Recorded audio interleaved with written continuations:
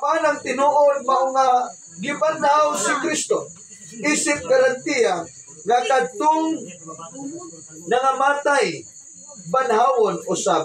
Kay ingon nga ang kamatayon niabot pinagi sa usa ka tawo, moabot usab ang pagkabanhaw pinagi sa usa ka tawo.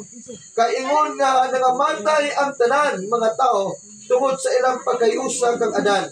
Banhawon usab ang tanan tungod sa ilang pagkayusa ni Kristo.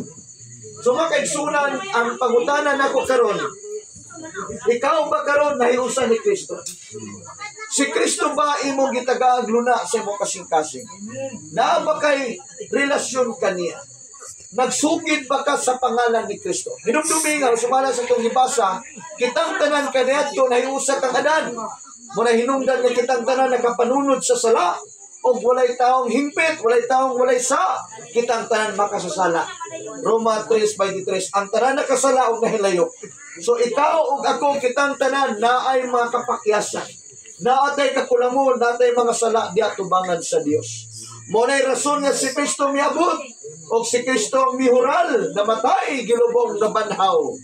Busa ang tanan mo to kang Kristo, may usa-usab siya kang Kristo, o si Kristo ang mupasaylo, si Kristo ang musab, si Kristo ang muhugas sa itong kinabuhi, o sa diya nga maabot ang panahon paon tas Ginoo, makagarantisado ta, kaya naay kinabuhi nga walay katapusan. Palakpakan nato si Kristo. So, muna ko, kaniadto, nahiusa kita ni Adan, muna hinungdan nga kitang tanan na ay mga kapakyasan. Muna hinungdan nga ang kalibutan corrupted kayo. No? Ug sila pa, pastor, mapili na lang yun karon ang mga buhutan. At least na mapili.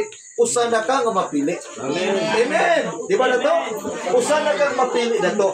Nganong mapili man ka? Tungod na ni Kristo. Muna nga si Kristo, gikinanglan atong iwali.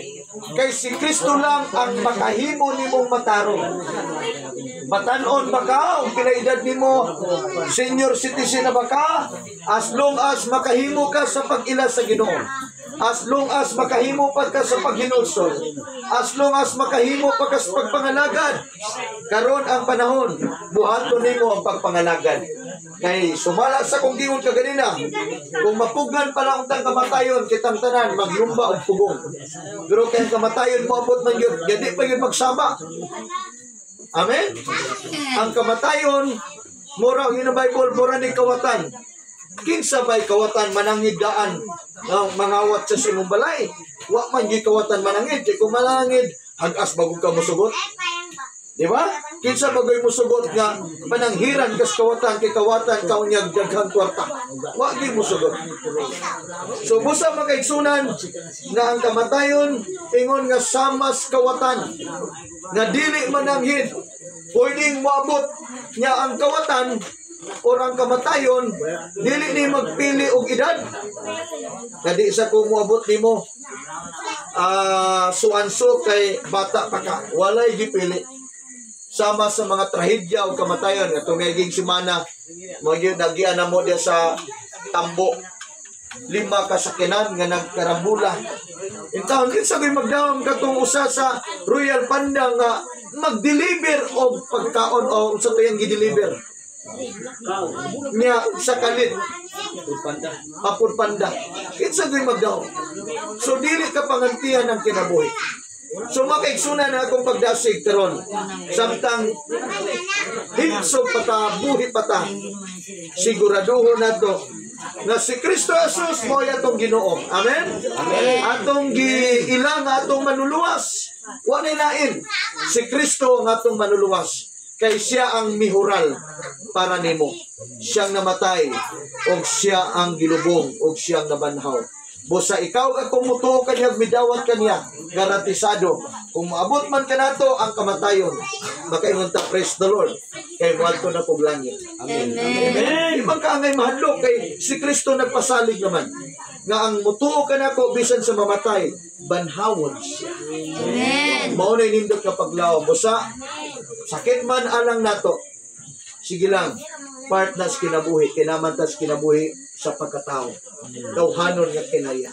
Pero busa nga naipulong, mo'y atong saligan, kay mo'y atong, mo'y hupay sa itong kasing, mo'y comfort sa itong kasing-kasing. muna nga makahimog yapon ta sa pagpasalamat bisan sa panahon sa kamatayon. Kaya na may pulong atong ituan ni saligan. Nga si tatay karon mas nindot na niyang kahimta.